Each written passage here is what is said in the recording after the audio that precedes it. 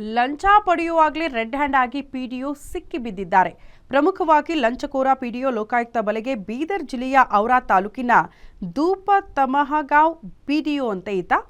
ಲಂಚ ಕೇಳಿದ್ದ PDO Anita Dayanand Rathod digital ಖಾತಾ ಮಾಡಿಕೊಡೋದಕ್ಕೆ 14,000 ರೂಪಾಯಿ ಕೇಳಿದ್ರಂತೆ. ರಾಜ್ಕುಮಾರ್ ಪಾಟೀಲ್ ಅನ್ನೋರಿಂದ ಲಂಚ ಕೇಳಿದ್ರು ಅನ್ನುವಂತಹ ವಿಚಾರ ಬೆಳಕಿಗೆ ಬಂದಿದೆ. 12,000 ರೂಪಾಯಿ ಲಂಚ ಪಡಿತಿದ್ರಂತೆ. ಅದೇ ಸಂದರ್ಭದಲ್ಲಿ ಲೋಕಾಯುಕ್ತ ಅಧಿಕಾರಿಗಳು ದಾಳಿ ಮಾಡಿದ್ದಾರೆ.